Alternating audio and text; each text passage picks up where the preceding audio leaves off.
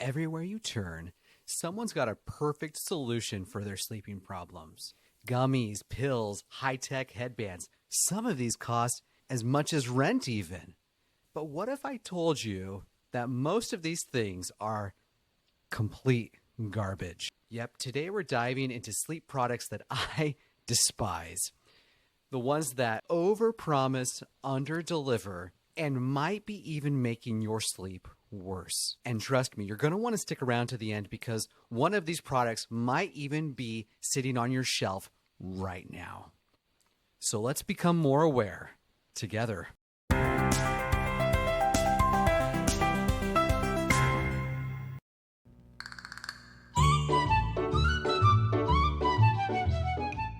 First up, melatonin, the holy grail of sleep aids, right? Wrong. It's not even really a sleeping pill. It's a hormone that's produced naturally in your body that tells your brain when it's time for sleep. But here's the thing, your brain already makes it for free. The problem? Most people take way too much, way too often. And in the United States, melatonin supplements aren't even regulated, meaning you might be getting wildly different doses than what's on the label. Not to mention, long-term use can downregulate your body's own natural melatonin production. That's right, taking it too often might actually make sleep harder for you. So unless you're dealing with jet lag or a specific circadian rhythm disorder, melatonin should be avoided. It's not the magic silver bullet like you think it is.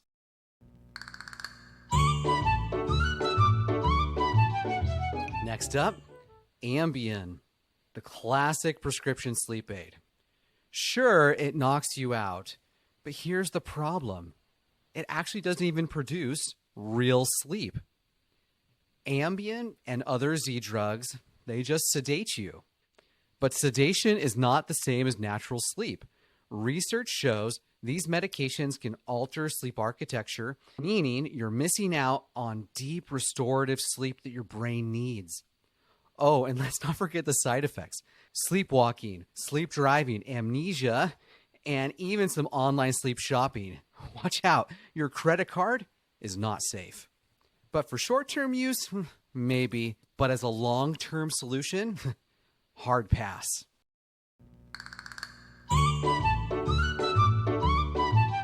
But now let's talk about the Somnee.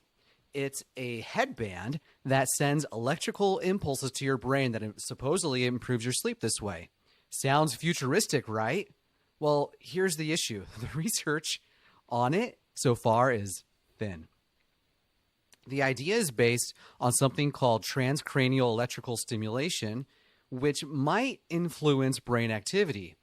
But do we have solid, large-scale studies proving that it helps insomnia? Not at all. And yet, people are dropping hundreds of dollars on this thing, hoping for a miracle. Until there's stronger evidence, I'm filing this one under gimmick.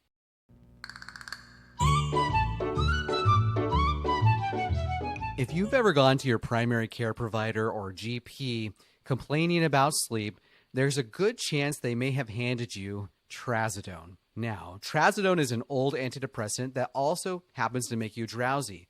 But here's the kicker. It's not even recommended for insomnia. The American Academy of Sleep Medicine specifically advises against it. Well, why? Because while it can make you sleepy, it doesn't necessarily improve sleep quality. And it comes with a lovely list of side effects, including grogginess, dizziness, and in some cases, worsen sleep over time. Yet, it remains one of the most commonly prescribed sleep aids in the United States. Well, why is that? Because doctors really want to give you something. They want to treat your insomnia in some way that they feel they can do, that feel like they can access. And you know what? There's fewer side effects than with Ambien, so it feels safer. But in the end, it might be producing a negative relationship with your sleep and perpetuating the problem.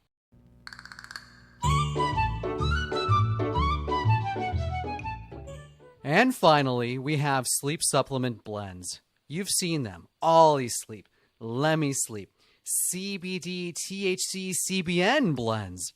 They promise restful sleep with a mix of random ingredients like valerian root, magnesium, and whatever else sounds vaguely calming.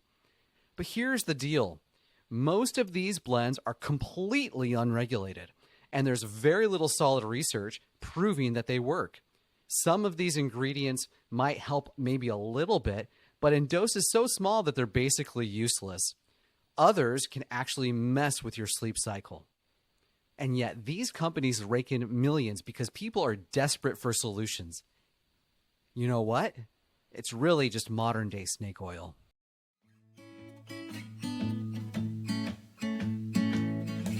All right, if all of these products are trash, what does work? It's cognitive behavior therapy for insomnia, or CBTI. It's literally the gold standard for treating insomnia. And it's more than just sleep hygiene.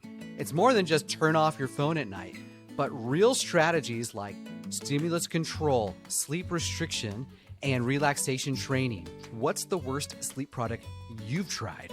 Drop it in the comments and let's roast it together. And don't forget to like, comment, subscribe, and hit that notification bell for more mind-body sleep insights. And we'll see you next time.